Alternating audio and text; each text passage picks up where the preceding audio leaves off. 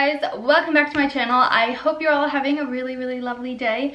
If you're new here, hi, I'm Nika. Very nice to meet you. I'll have all my social media down below and you can subscribe if you want to. You can do whatever you want. It's a free world, you know? Sort of.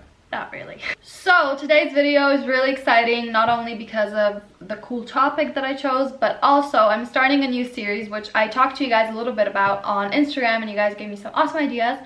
So thank you very much. Basically, there's going to be a video in this series up every single Wednesday, and I'm going to be sitting here behind my desk painting or drawing or doing something artistic and talking about a certain topic. We can do Q&As, we can just talk about one specific topic like I'm doing today, or I can just kind of update you guys, talk about whatever. I can talk about mental health issues, like literally anything. I am a very open person. We can talk about anything. So I would really appreciate it if you guys would leave any suggestions down below, because I'm gonna have like a poll every single Wednesday video for the next one. So I'm gonna give you a few video suggestions and then you pick the one that you want to see next week, and then the one that gets the most votes will be posted next week. If that makes any sense. So these are the topics for next week and you can just vote for the one that you want, and then if it wins, I'll do that. And I'm naming this series Hey Happiness. I used that before if you guys have been here for a little while. And I just really like the name and I like the hashtag that we have on Instagram. So the series is also going to be on Instagram, and this is like a really exciting part, I think. So at the end of every video, I'm going to give you guys like a certain like challenge or a question, or I'm going to ask you to share your thoughts about something and post it on Instagram and use the hashtag Hey Happiness, and then I'll choose like the one that I really love and I think is really cool, and I'll share it with you guys next week. So yeah, I think I explained everything.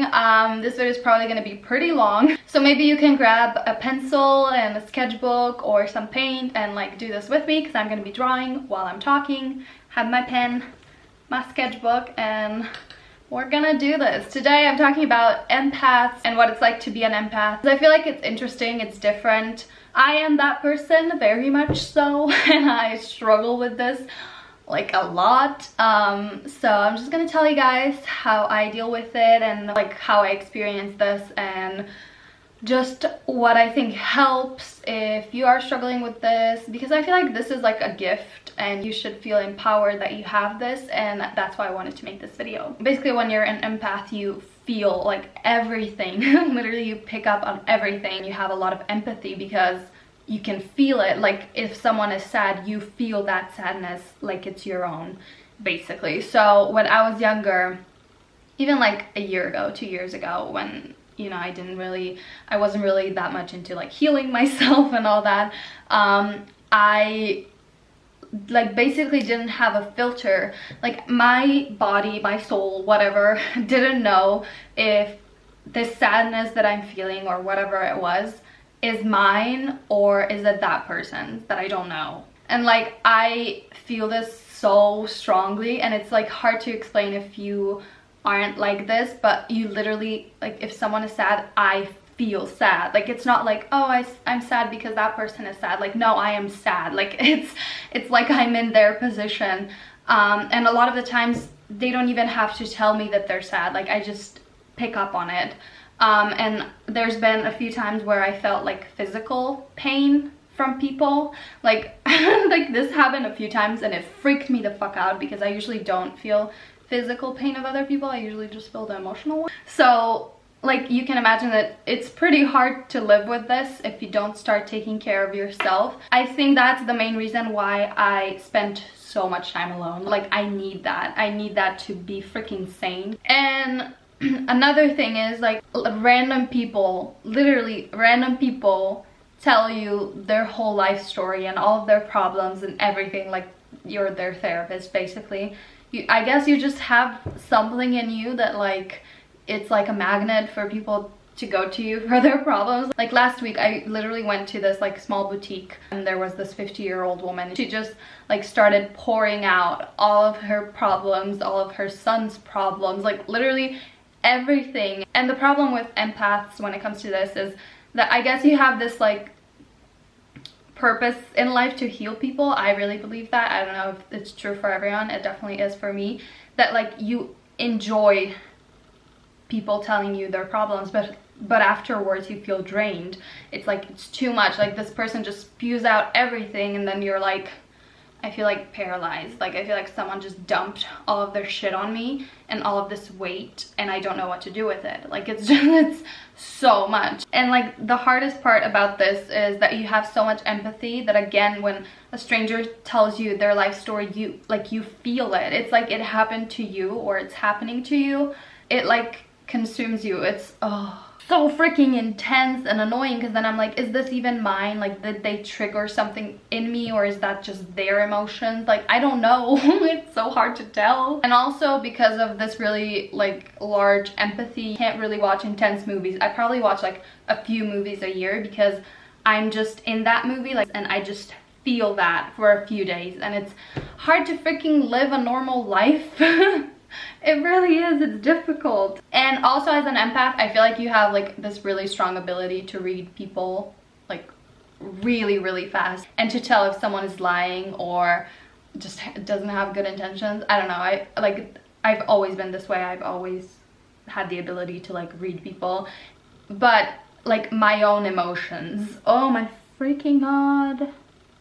And what I tend to do, and I feel like a lot of empaths do this, they either are all in the emotions and everything. In that moment you feel so much more like yourself, and like you're on your like true path, the one that you should be on, but you just like, you can't function in today's society because today's society isn't like this, so you feel like you can't be like that. So then when you go out of that, like I'm either all in my emotions or all out, like there's no in between, but I'm like all out, and I can like live properly, like I can, you know, hang out with people, and I'm like a social butterfly or whatever, but I don't feel like myself. Like it's I don't do the things that I love. I'm not creative. It's just, it's annoying. I feel like I should just go with the all emotions, like everything, and then just like see what happens. But it's like scary to let that happen because like I don't know what's in there. There's a lot. Okay, so now why I think this happens. I think a very small amount of people are just born with this, and it's just their life path or whatever, to be a healer or something. I don't know.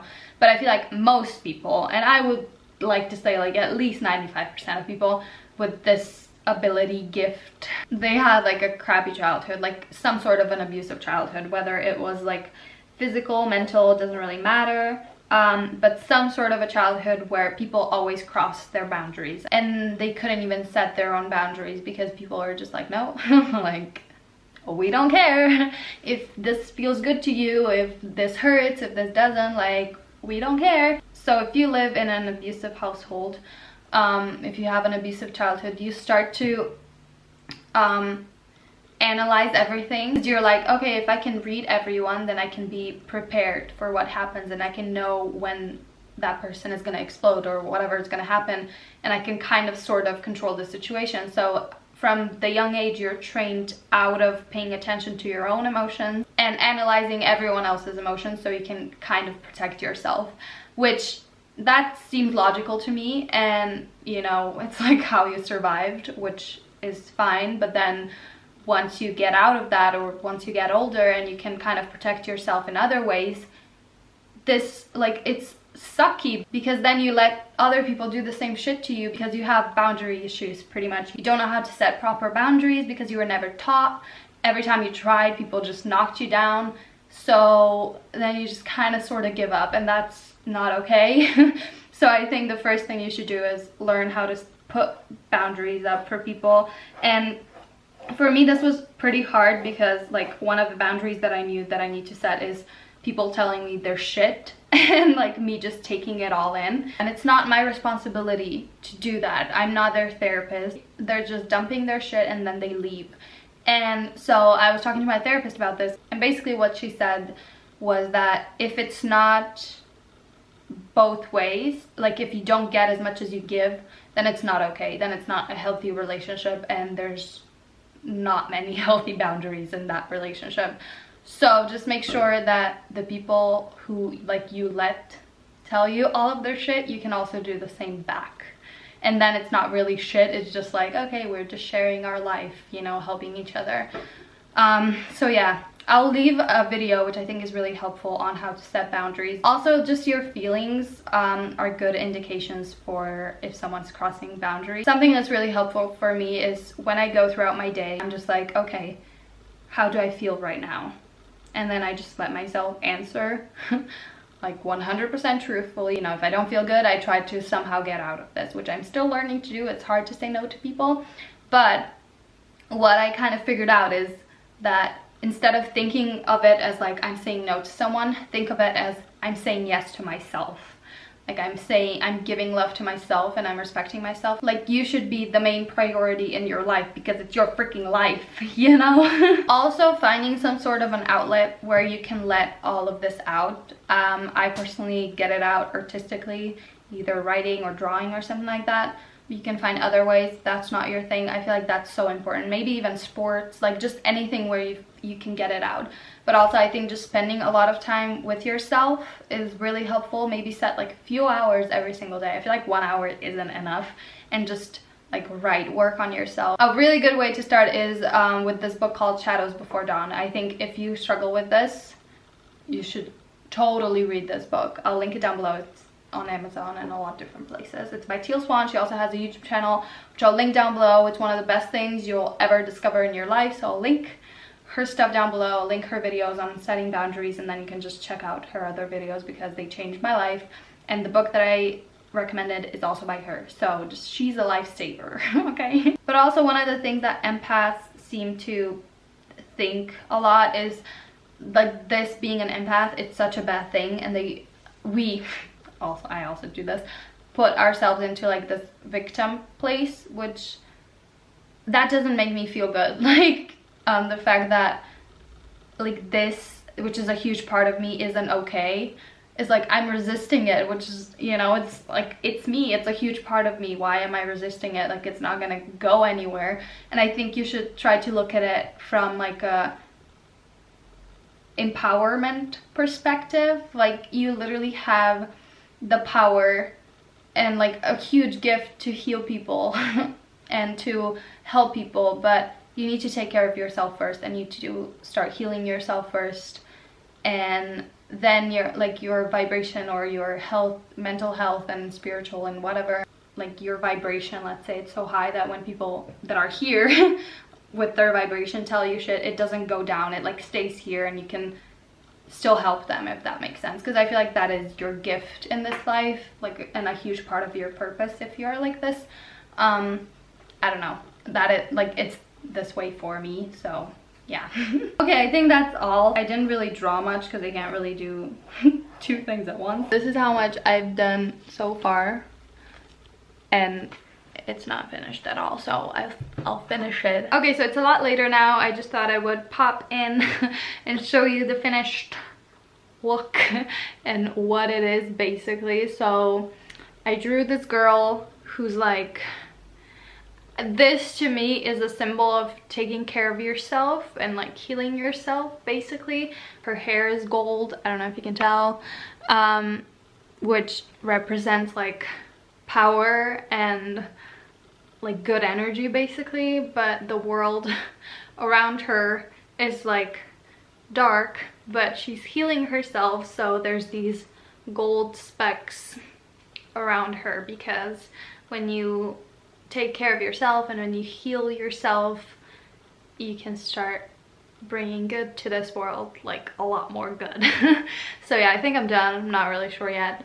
And yeah, I purposely left this part kind of white, so it's like, even though there's all this darkness, it's not really affecting her because she's healing herself. She's taking care of herself.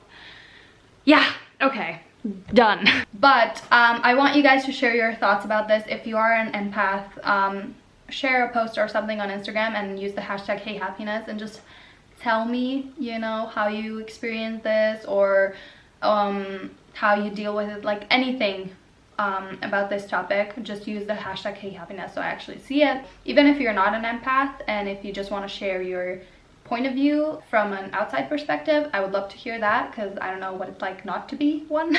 And I'll pick one or a few of my like favorites and I'll share it in next week's video, and I'll chat to you guys next week. Bye.